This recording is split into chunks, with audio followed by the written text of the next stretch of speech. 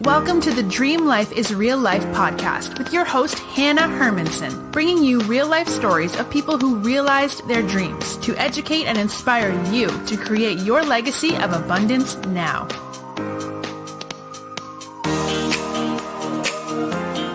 We are back today with a fellow Midwesterner. Everyone, I'd like you to meet Tom Schwab.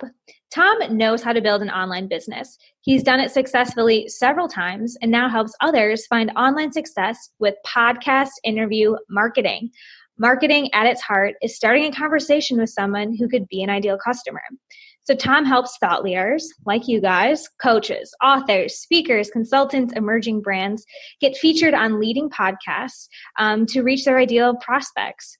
The Interview Valet system then helps them turn listeners into customers. He is the author of Podcast Guest Profits, Grow Your Business with a Targeted Interview Strategy, and he is also the founder/CEO of Interview Valet, the category king of podcast interview marketing. Woo, this is going to be a big interview. I can feel you're an expert here.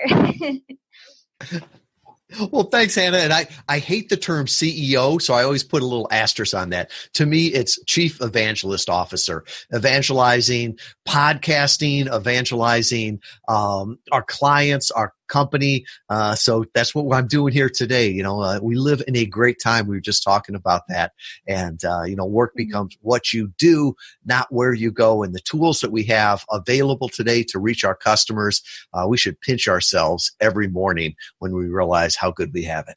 It is. Yeah. It is a time to be alive. And, I would agree. I like to call myself a founder because when I think of CEO, I think of like overstrapped, addicted to your phone, running around in heels. And that is so not the position I want to step into. So it's great. You just made it sound even worse than the picture that I had, this big corporate job. Then when you throw in running around in heels, it's like, oh, I don't want to be CEO. Founder sounds much more fun. Yeah. Yeah. Well, Tom, how did you get here? How are you in this position to be an evangelist? Give us a little bit of your story. Sure. So if you go back, my undergraduate was in mechanical engineering.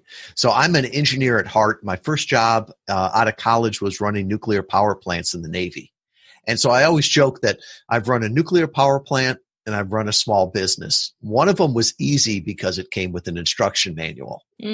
But over the years, what that taught me was that you can systematize anything. You can teach anything. And, it always bothered me when I got into the corporate world with sales and marketing, and they'd go, we don't know how it happens. Half the money we spend on sales or marketing is wasted. We just never know what half.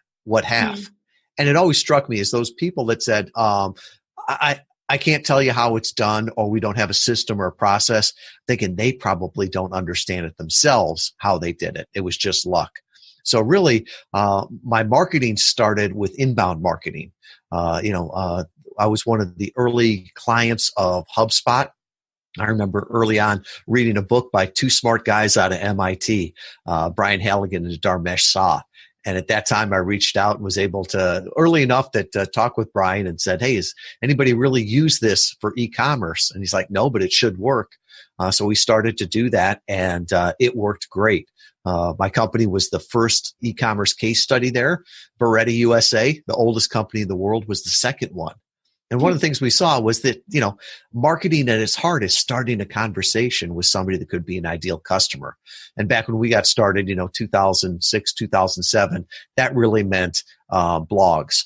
And then about 2014, we started to look and say, well, could we use podcast interviews the same way we used to use guest blogs, right? Instead of putting a blog on your own site, getting seen by 3 people, well, put it on a site where the people are already there. Yeah. And so we started to test that with podcast interviews, and we're amazed how well it worked. So we kept testing it, refining the system, taught it. That's where the book came from. We had a course that we never took out of beta because people said, I understand how it works, right? It's like you're a chef. You've given me the cookbook, you've given me the videos, but I just want to be the guest. You do the rest. So in 2015, we started to beta test that. And And then in early 2016, we came out of beta, which became Interview Valet. And now we're a company of 14 remote employees. We all live in the United States, but not everybody wants to live in Kalamazoo, Michigan with me. We work with authors, speakers, coaches, some big brands you've heard of and some up and coming people that you haven't heard of. But, our whole mission is to personally introduce inspiring thought leaders to millions of ideal customers they could serve for the betterment of all. Yes. Okay. So much to unpack here. And we definitely will get into more of the strategy, especially people listening to podcasts, this show right now. We know that they could learn a lot from you and how to utilize these platforms for their own mission and their own brand. But what I love about what you're talking about is really the entrepreneurial spirit in its essence. You have this background and you knew that there was a better way to do something, but you didn't know exactly how. And so you've used, your engineering brain and also your entrepreneurial problem solving creativity brain to continue to piece together what's going to fit the market at the right time. And I think so often people like my clients or people that listen to the show will be like, okay, but what do I need to go into? What is the market that's going to work for me? Or like, how do I do on? And there's like no one answer. And so speaking to someone who's maybe in the middle of your path, or maybe you're still feeling this way, like what are some of the recommendations you'd give someone who's trying to piece together those questions, right? Like you said, well, this beta course, it's not going to work where we teach them. Maybe it needs to become a done for you service. So how do you help people navigate that? Or what would you say to someone in that position? Yeah, and you described it so well, Hannah, because there are certain times where, somebody gives you the map and it's already been done. But when you're an entrepreneur, when you're an early adopter, when you're a starter, you've got to figure out the map as you go. And I always tell people that when they say, I need more clarity, I'm like, nowhere does it say that you would be given, all clarity, right? You're given direction. And so figure out what direction you want to go, who you want to serve, what problems do you want to help? And then we used to joke in the Navy, you have to be smart enough to know right answer when told. And that's where I got my business from, right? I had this great vision of, I'm going to do a course, I'm going to do a book. And what the experts told me, and the experts are the people that vote with their dollars and their money and their time. The experts told me, no, that's not what we want. We want a done for you service. So being open to that, I always say, the best piece of fiction I've ever read or ever written was one of my early business plans. I mean, it was like a 5-year business plan. Every graph was perfect, up and to the right. I had it all figured out. The only problem was within about 3 months, I realized that that was my opinion. And the experts, the customers had a better one. So I think it's being open, being learning, and just embracing that unknown, and that every day is fun because you're figuring it out. And that's the joy of being an entrepreneur. And that's also the curse of being an entrepreneur at times. Well, exactly. It's that cliche, like fall in love with the process. And so much of it is just changing that mindset that there is, like you said, that manual or that script of how to do something. And it's going to consistently lead to your paycheck every other Friday. And when then you step into this problem solving or this building place, it does become about taking action and getting the feedback. I always say, if you're looking for clarity, get out of your own head. You're not going to find it. I'm a yoga teacher, so I'm all about meditating and journaling, but that's not clear. That's not clear. That's the most unclear place to be. So yeah, I think that's huge. And then like you said, that openness to feedback. And even, if I think about what my dream life was 2 years ago, or you put out that business plan, it is not at all what the world presented or what unfolded in front of me.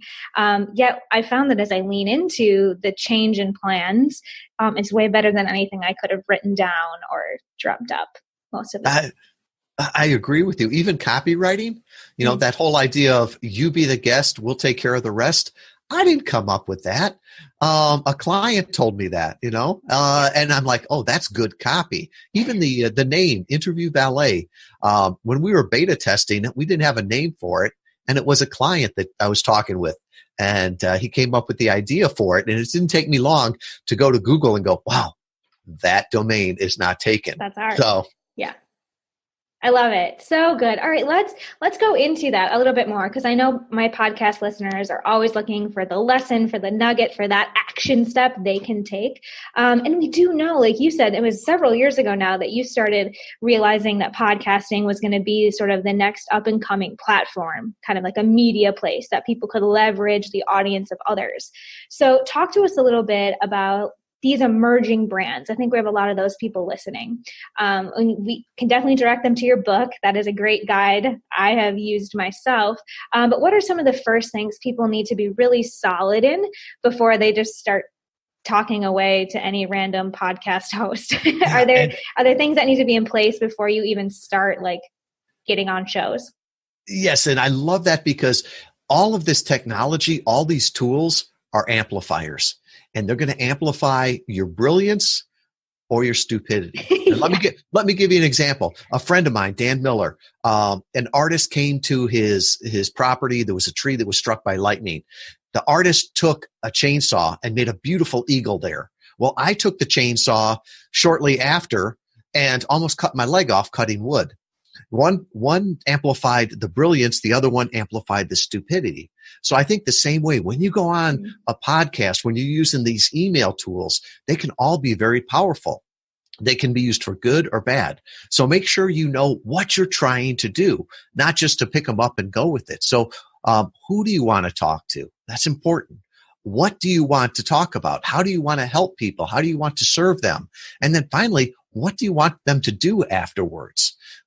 It's not supposed to you don't write a blog just to write a blog. You just don't do a podcast just to do a podcast. You don't do an interview just to do an interview. There's got to be some sense behind it. And I think sometimes you have to step back and figure out what's the strategy, right? And sometimes I worry that my grandfather would have been better suited for the future than my grandchildren, because they'll understand the technology, the tactics, but not the strategy. My grandfather would have gone, so you telling me that instead of going down to the country club and meeting ideal clients, I could stay at home and talk on podcast interviews? They say, I have no idea what I'm doing, but sign me up. He just knew that what he was trying to do was start a conversation with his ideal customers, not with the whole world. Everybody didn't need to know him, just his ideal customers. Yes. Okay. The thing that's like screaming in my head right now is success principles. Like, there are principles that have been true for Henry Ford and your grandpa and your grandkids that, when applied to the era, are going to work. And so what you're saying is being clear on who you're trying to reach and what you're trying to achieve.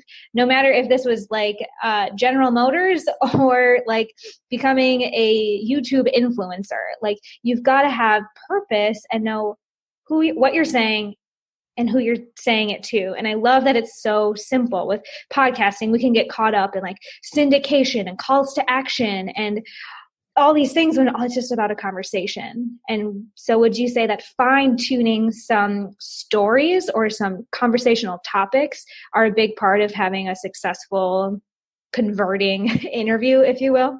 It is. And also being clear who you are. Being clear why you're different, being clear who you want to talk with and who you want to work with. We live in a world of abundance right now, right? Abundant choices, abundant calories, abundant customers. Only a few decades ago, you had to live within, 10, 20 miles of somebody to be a customer of them. And now we've got all of these people. So I think sometimes when people try to be everything to all people, they're nothing to their ideal customers. So to be clear with that, and sometimes being on a podcast, talking to clients, doing that elevator pitch can help you get more comfortable with it. Yeah. So that's important. Action piece again. The other thing that I really like is, Gary Vaynerchuk talks about, jab, jab, jab, right hook. I probably missed a couple jabs. To me, it's serve, serve, serve, serve, ask. Right? There's a gentleman out there, Rand Fishkin, started a company called SEO Moz. Best tweet I have ever seen. And he said, the best way to sell something today is not to sell anything, but to earn the respect, awareness, and trust of those who might buy. So from that standpoint, whatever you're doing, if it's a video, if it's networking at a meeting, if it's a coffee, if it's a podcast or podcast interview, just think about that. How can I serve? How can I earn the respect, awareness, and trust of those who might buy? Mm-hmm. Yeah. And like we talked about, being in this journey or this game of entrepreneurship, not for the paycheck. So many people think they just want to earn a lot of money, but really as entrepreneurs, we want to find the heartstrings of people. We want to offer enough value that eventually we're rewarded. And money is just one form of energy. And so I love that. Like trust is a form of energy. Value is a form of energy. So what sort of results or outcomes are you seeing with clients who show up, give value, share their story, interact with their ideal clients via podcast? What are some success stories, or what are your clients accomplishing? Yeah, and I'm a marketing geek, my engineering background. So I'm all about the numbers, the return on investment. And so one of the things we saw early on was the conversion rates, from a visitor to a lead. A good blog will convert about 1% to 2% visitor to lead. We started so much work. And spell check and to me, a blog is homework. Yeah. But podcasts are fun. And we started to see conversion rates of 25%, 50%, 75% of visitor to lead. Mm-hmm. And at first I thought, no, it's gotta be just a personality or a niche. And then the more we dug into it and kept seeing it over and over, it's like, no, it's if somebody listens to you for 30 or 45 minutes and they're introduced by a friend, somebody they trust, called the podcast host, you're going to convert better, right? So that's what we're seeing. We're also hearing from customers that their sales are closing faster, right? Because it's not even really a sales call. They've already listened to you for 30 or 45 minutes. They know who you are, what you do, who you work with. They're pretty much just going there to sign up with you, and you're having that sales call to say, are they a good fit? And then finally, we work with a few software service companies, and I love them because they know their numbers. They know cost of lead acquisition, cost of customer acquisition down to the penny. And they keep coming back and telling us this medium gives us the best cost of lead acquisition and cost of customer acquisition. In fact, I remember there was a big software as a service company, and the gentleman showed me what their cola and coca numbers were, cost of lead acquisition and cost of customer acquisition. And he said, do you think you could beat these on podcast interviews? I looked at it and jokingly said, you could show up drunk on a podcast interview and beat those. Well, after a quarter, they doubled down on the number of interviews. Another quarter, they doubled down again. And he always jokes that someday he's going to test my hypothesis. Yeah. I thought that's what you're going to say. So they went to happy hour and they tested my hypothesis. I was going to say, you got to explain that one to your boss, not to me.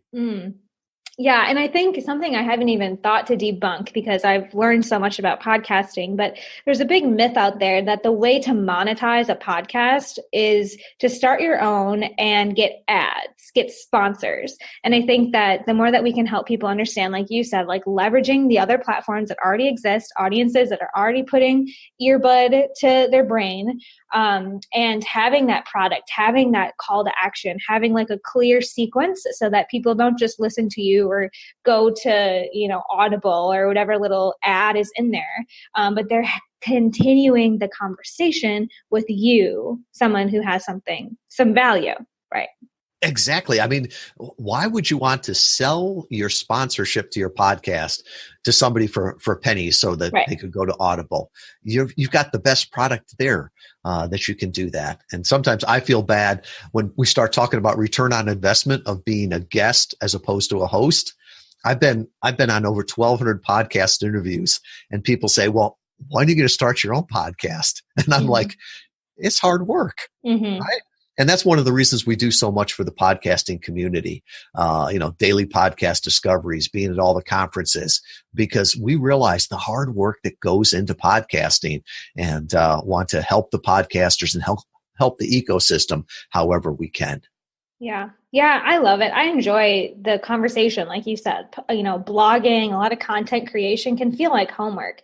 But when you get just into conversation and you kind of take off the makeup and you're just real, I think that there's just so much value that comes not only for listeners, but also, as a podcast host, I get to network and learn your story and hear about what you're up to. So I also agree. I think it's a really powerful community and there's something for everyone out there. So I don't know, I've had hip hop artists on the show and entrepreneurs and stay-at-home moms, and it's just amazing how the power of connection. So awesome. And today we talked about what a great time it is to live, right? So we could take this interview, we could transcribe it through AI for 10 cents a minute. Somebody cleans it up, and now you can start to put it on blogs, LinkedIn posts, all those other things. So we can create how we want and then repurpose it for other people. Yes. Oh, that zone of genius. I'm all about it. Well, Tom, speaking of zone of genius, I don't know if you know my background is in education. Oh, yeah. I told you my first job was at Beloit College. So I still have a little bit of academia in me, and I like to give guests a little pop quiz. I think you'll be all right, but we just have 3 last kind of rapid fire questions. Are you ready? Let's go. All right. If listeners could do one thing today, take one of those actions, get out of their own head to help them get closer to their dream life, what would you suggest they do? Connect with a customer, the expert, right? The customers know we have answers, or we have opinions. The customers have answers.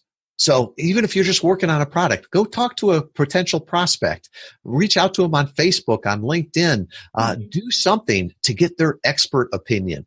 Because like you said, if we think about it too much and in our head, we won't take action. And I think one of the best actions always is to run it by a potential customer. Yeah. And just adopt that sort of paradigm shift that the consumer, everyone but you, is the expert in what you're doing. So be open to that. Yeah, that's awesome. Very good. Question number 2, if you could give every guest a tangible resource, like a gift, something that maybe changed your life or you couldn't live without, what would you hand them? What should they be getting? The checklist, right? Checklists are written in blood. Make sure it's somebody else's blood. And I've got a checklist. I'll share that with everybody. I do it everywhere I can, and the checklist keeps continuing to add because you don't want to make the same little mistakes. So with that, learn from others. You don't have to reinvent the wheel. Yes. And I've made lots of mistakes, and there's no such thing as a stupid mistake the first time you make it. But if you make it again, then it's a stupid mistake. Or if somebody else said, hey, I made this mistake, and you make it, learning from your own mistakes is painful. Learn from somebody else's. There are shortcuts. Yes. Well, that kind of leads us, I think, to the third and final question, Tom, and that is, where can people stay connected with you and learn more about what you're doing at Interview Valet? Oh, thank you. And this is something we have tested and found out that it always works well. And so here's another nugget for you. If you're ever on a podcast interview, don't say, here's my Instagram, here's my Twitter, here's my Facebook, here's my email. Send them to one place. And so for us, it's just interviewvalet.com/dream life. And so when you go there, you can see everything that Hannah and I talked about. And I'll put some of those resources that I talked about. I'll put the checklist there that we use. All of our clients use it. I'll put a free copy of the book, Podcast Guest Profits, How to Grow Your Business with the Targeted Interview Strategy. And then I'll also put all my LinkedIn or all my connections there. So if you think we could help you in any way, just reach out to me and we would love to talk with you. Well, interviewvalet.com/dreamlife sounds like a gold mine. Listeners, wow, Tom is offering so much value, not just jabs, lots and lots of value there. And we really appreciate that. Anytime people do offer you to continue the conversation and get more knowledge, get more resources, it can only benefit you. So, Tom, thank you so much for joining me. Are you a Michigan fan? I always say I moved to this town or this state later in life, so I don't have a fight or a dog in the fight between Michigan or Michigan State. I cheer for Navy football and who's ever playing Notre Dame. Oh, okay. Well, then we might get along better than I thought when it comes to football season. I was going to tease you and say, go Badgers to wrap up this friendly Midwestern chat. But friends, I will be back next week with another inspiring guest that will help you make your dream life your real life. Until then. You've been learning how to make your dream life your real life with Hannah Hermanson. To get the resources mentioned on today's show and to listen to past episodes, visit www.dreamlifeisreallife.com.